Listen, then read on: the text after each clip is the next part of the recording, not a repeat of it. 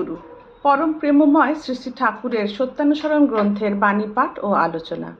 সর্বপ্রথম আমাদের দুর্বলতার বিরুদ্ধে যুদ্ধ করতে হবে, সাহসী হতে হবে, বীর হতে হবে। পাপের জ্বলন্ত প্রতিমূর্তি ওই দুর্বলতা। তারাও যত শীঘ্র পারো ওই রক্ত শোষণকারী অবসাদ উৎপাদক ভ্যাম্পিয়ারকে। স্মরণ করো তুমি সাহসী, স্মরণ করো তুমি শক্তির তনয়, স্মরণ করো তুমি পরম পিতার সন্তান। আগে সাহসী হও, অকপট হও, তবে জানা যাবে তোমার ধর্মরাজ্যে ঢোকবার অধিকার জন্মেছে। ঠাকুর আমাদের দুর্বলতার বিরুদ্ধে যুদ্ধ করতে বলেছেন। রক্ত শোষণকারী বাদুড় যেমন ঘুমন্ত প্রাণীর রক্ত শোষণ করে, দুর্বলতাও আমাদের ক্ষমতা শোষণ করে। এই দুর্বলতা কি? অসৎ কর্মের ফলে দুর্বলতা আসে।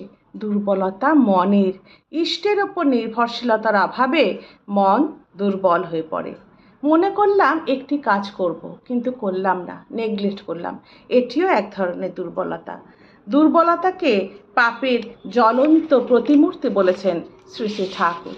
শ্রী শ্রী পিতৃদেব এর ব্যাখ্যা করতে গিয়ে বলেছেন, কখন দুর্বলতা আসে?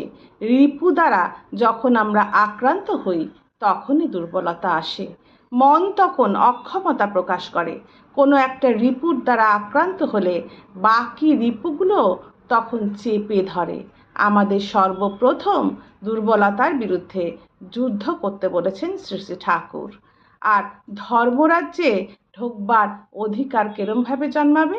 দুর্বলতাকে বিরুদ্ধে যুদ্ধ করলেই আমরা ধর্মরাজ্যে ঢুকতে পারবো।